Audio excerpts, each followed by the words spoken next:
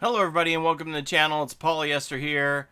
And well, I promised today that I was going to still release my Ghostface video, but with the teaser that came out yesterday, and looking at it and listening to what everybody who has dissected it thinks, it seems pretty clear that it doesn't involve Ghostface by any means. Some people have tried to say that the location for the teaser resembles the end of Scream 4, but I don't know. I think maybe it might be wishful thinking.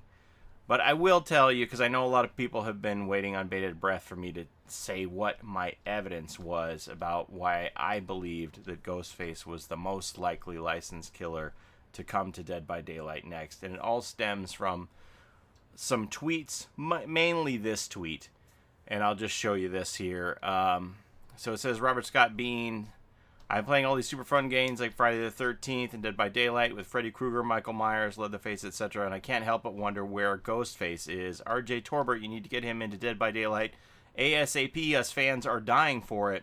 This isn't the only tweet surrounding Ghostface and RJ Torbert and Dead by Daylight, but I'll just show you this one and we'll move on. So RJ Torbert says, we're working on it, stay tuned. In fact, when ready, I'll let you make the initial announcement. How does that sound?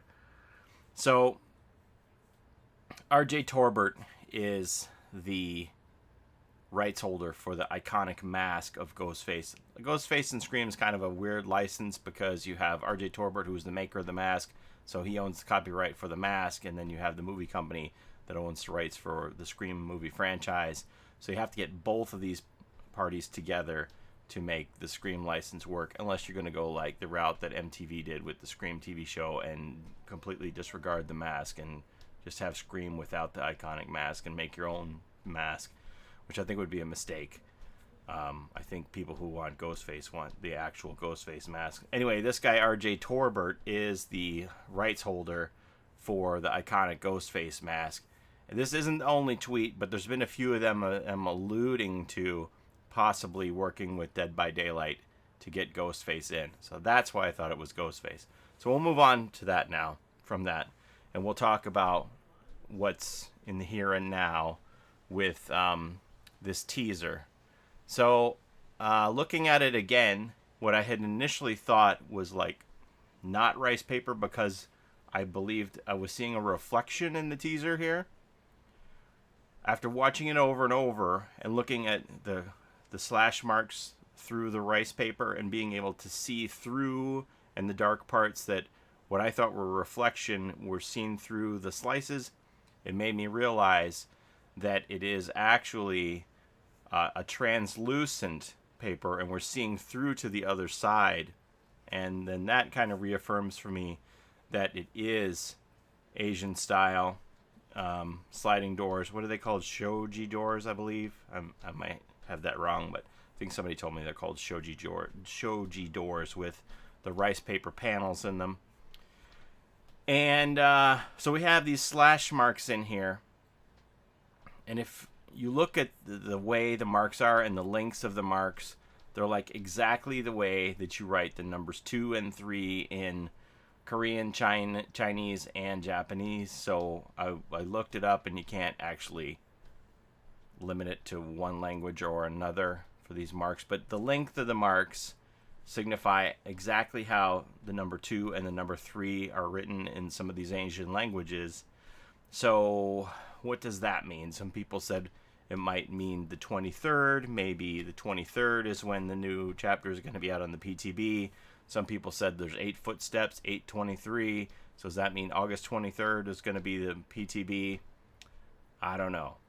So in the very opening, we hear this boom, and that really resonates with me. And I kind of think of like Asian drum performances, the way that it starts.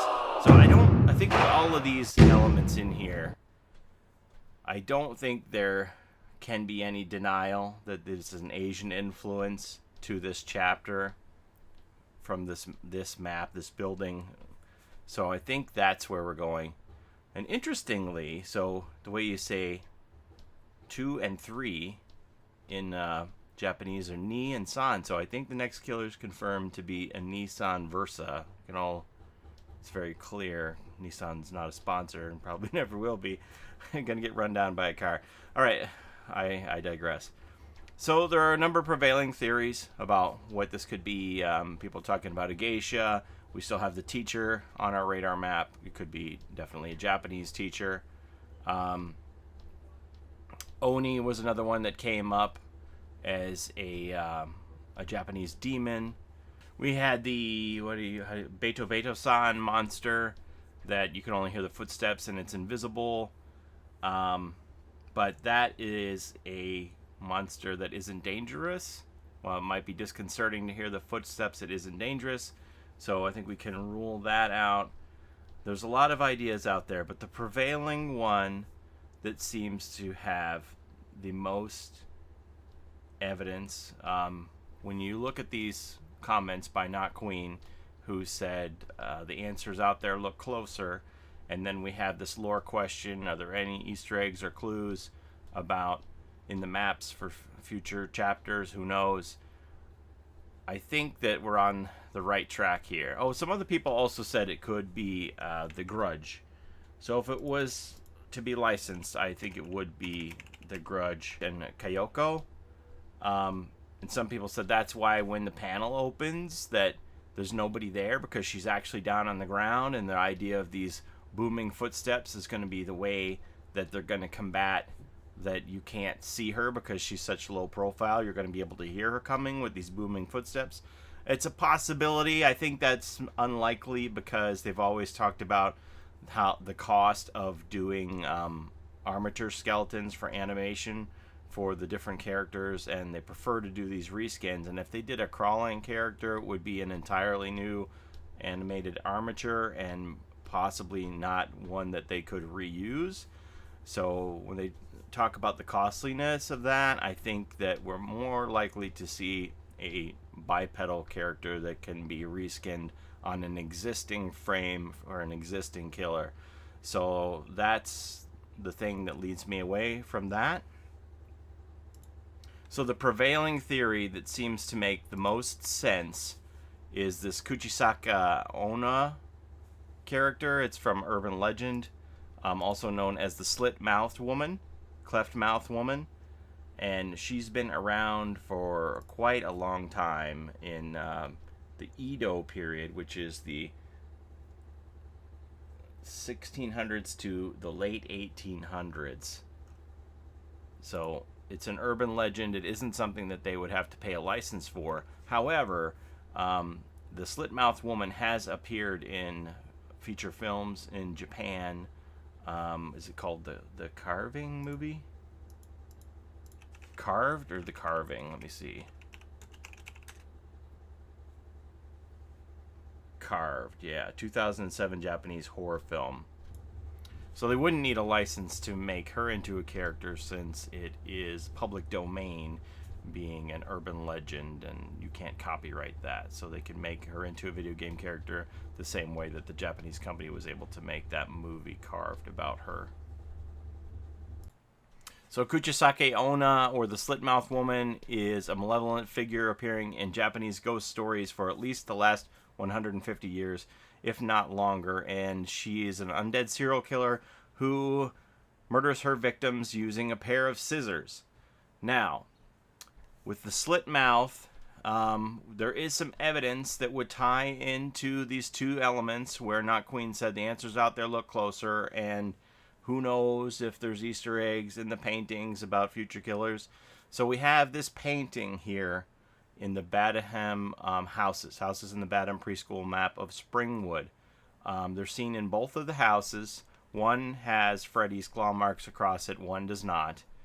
And when I first saw this painting, I thought that it was like a Day of the Dead kind of a thing. And it has existed on this map for quite some time. I went back and looked at my very first video about Springwood. This painting is not in it.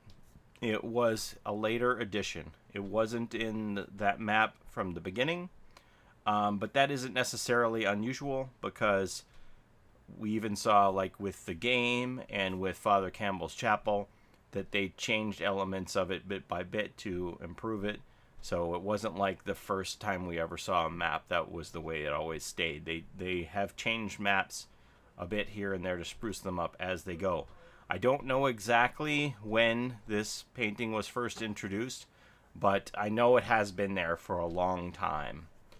So, like I said, when I first saw this, I thought that this was a Day of the Dead picture, but now when I look at it more closely and having this urban legend brought to my attention, I think it seems quite clear that the woman does have a slit mouth that's very wide, and it would be pretty amazing if we have had this in our faces all these months about an upcoming killer, a portrait of a killer in the map. I don't know if that's the case, but then somebody tagged me on a tweet today, obsessed with my queens, yes, that they said that they found a scissor-shaped marking in Freddie and Michael's map. So I went out on my own and looked for it in Badham, and sure enough, it's there.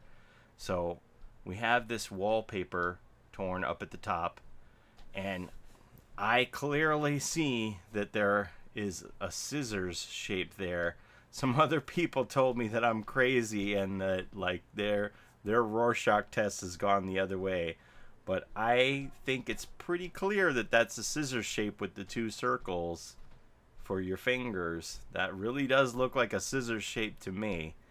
So with these two pieces of evidence, that makes a strong case, in my opinion, with the Japanese teaser that the slit-mouthed woman could be the next killer. Now, what would her power be? I have absolutely no idea. I read through her lore, and other than her asking you if she's pretty and maybe you can live if you throw candy at her, I don't really know what her power would be. It just seems like she just wants to ask you questions and then possibly murder you with scissors. So I am at a loss of what her power would be. This is people just said, just stop, just wait for it to come out. The speculation to me is fun.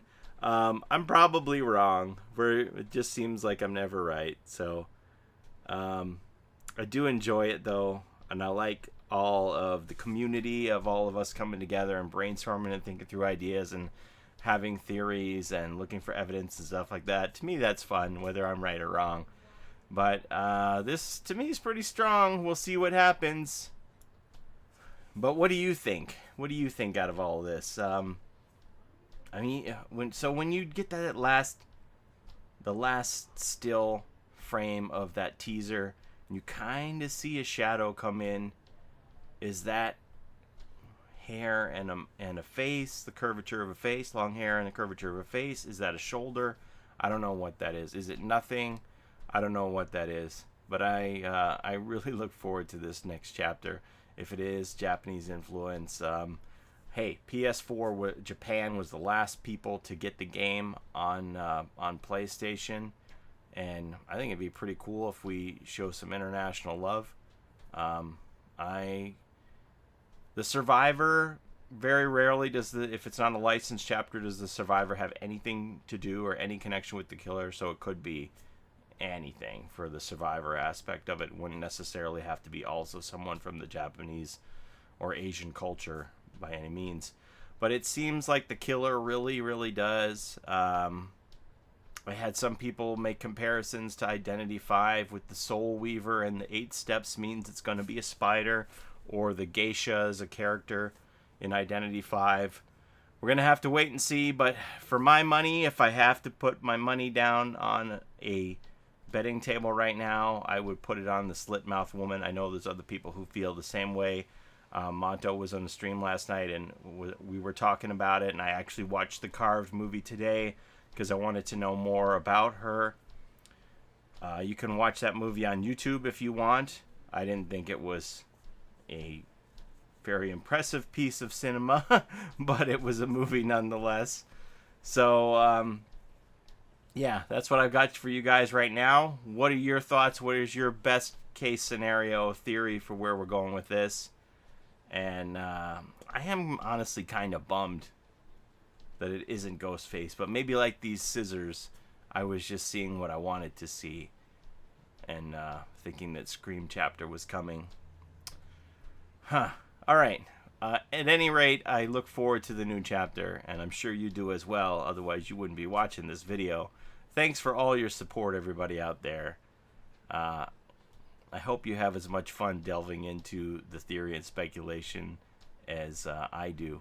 And thanks for watching. We'll see you next time. Bye-bye.